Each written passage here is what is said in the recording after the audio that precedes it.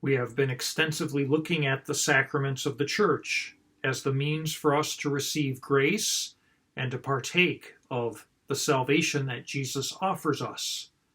But how is it that these sacraments are given to us? It is through those who have received a particular sacrament, that of holy orders, which we will begin to explore now.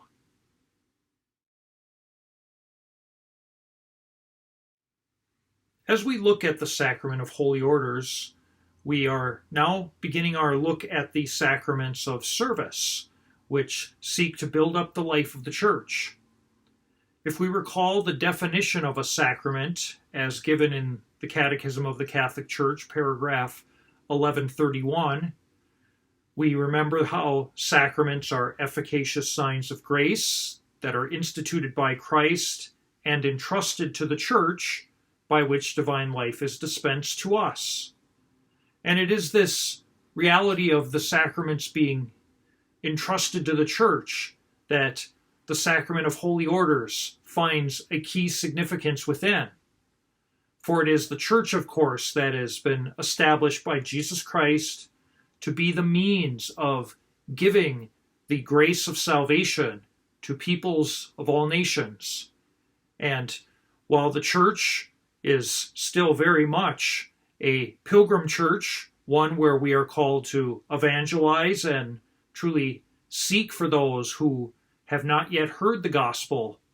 For those who have received it and have accepted it, we want to continue to nurture them and strengthen them in their faith journey through the grace of the sacraments. And it is by way of holy orders that Christ has established ministers in his church who are able to both offer the sacraments, but also in a real way, when we think about this definition of how the sacraments are entrusted to the Church, those in holy orders have a responsibility to guard the sacraments and rightly make them available in accord with their true nature and purpose, each sacrament. And so we want to look now at this particular sacrament of holy orders as the means by which Jesus is able to accomplish all of the other sacraments. Now, when it comes to the origins of holy orders, we need look no further than the Last Supper, as well as in various New Testament writings, Acts of the Apostles, the letters of St. Paul. We know at the Last Supper that Jesus instituted the Holy Eucharist.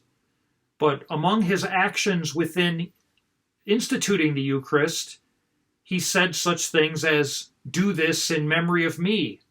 And of course, he's entrusting to his apostles the very task of offering the Eucharistic sacrifice.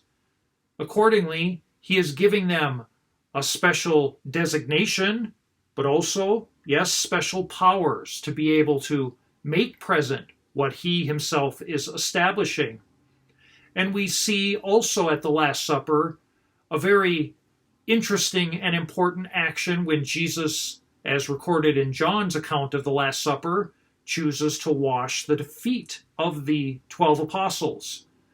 And in this act of washing their feet, there is a hearkening back to ordination of priests in the Old Covenant, where Moses was told by God that he is to first wash the candidates to be ordained from head to toe. And how do we know this? It's because of what Peter says to Jesus in exchange. He says, "You're never going to wash my feet."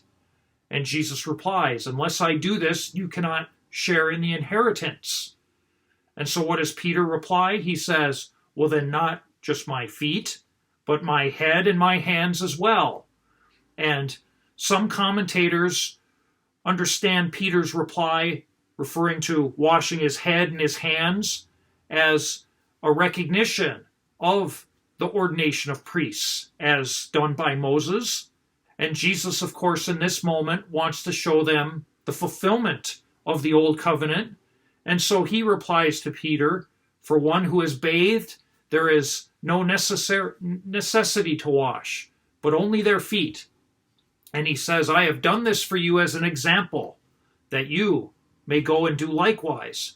And so in this act, which very often is reduced, I would say, to a simple act of charity in the name of, serving those who are poor, let's say. And surely that meaning is present in this act, but we do not want to write off this deeper significance that is also present, inasmuch as Jesus is giving them this holy act of washing of feet as part of designating them as the ones who will continue what he himself has established in offering the sacraments and offering the gift of salvation through ministry, through the service of the bride, which is the church.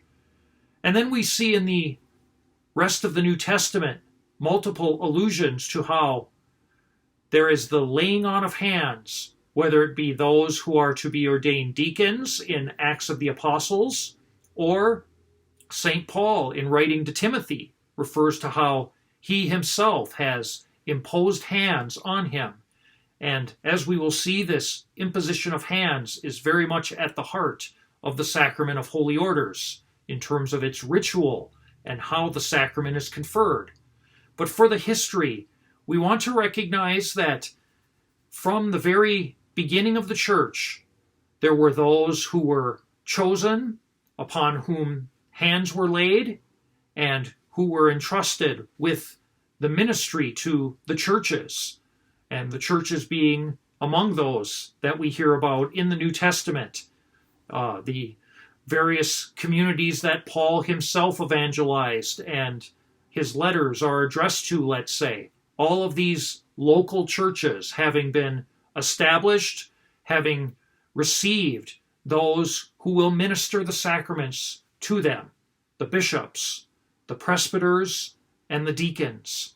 And it is these three, bishops, presbyters, better known to us as priests, and deacons, that comprise the 3 degrees or 3 grades of holy orders, each with a particular grace of configuration onto Jesus Christ, each with a particular way of living that configuration, whether it is in service and of the word, as with deacons, whether it is in offering of the sacrifice, as with the priests or presbyters, again, as the New Testament word would have it, and, of course, the bishops, who are the fullness of the priesthood and the fullness of the likeness of Christ to their local church, and therefore the overseers, the heads, and those through whom the sacramental life of the church will flow. These 3 grades or degrees are to be found in the Scriptures and already in the first century in writings outside of Scripture, such as those of St. Ignatius of Antioch. We see these 3 grades, and this is what has been handed down to us through apostolic succession, through the imposition or laying on of hands by the apostles to their successors, down through the ages to our own time, where the bishops are understood as the direct successors of the apostles, and it is through them that priests and deacons receive ordination. Now, when it comes to this sacrament of holy orders, as we continue in the installments, we are going to look at the ritual itself, as well as the effects of the rite, and we are going to look at a couple of key questions with regards to contemporary concerns, let's call them. The issue of celibacy, the issue in question of why only men are able to be ordained. These will be treated. But for this introductory installment on holy orders, to consider the origin and history, it's important for us to recognize how the call to holy orders is not simply to carry out a set of tasks or functions, but truly is a call to a way of life. How those of us who have received the sacrament of holy orders, above all, we have received a gift. It is not something that any of us have a right to, but in receiving that gift, it is a call to be conformed unto Jesus Christ, to be Christ for those in the world, and to testify by our lives to Jesus Christ, to his truth, to the salvation that he offers us.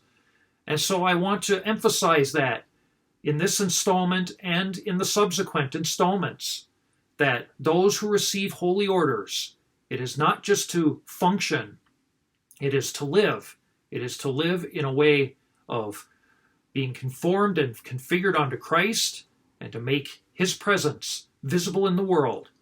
And so as we continue to go more deeply into this beautiful sacrament, it is a truth to keep in mind, and one of the reasons why it is so important to pray for those who have received holy orders, but yes, also to pray that the Lord would continue to call more who would accept this call, so that his church can be built up rightly by those who in a very direct way offer his saving works in the sacraments, and by their lives testify to the truth of Jesus Christ and his saving works.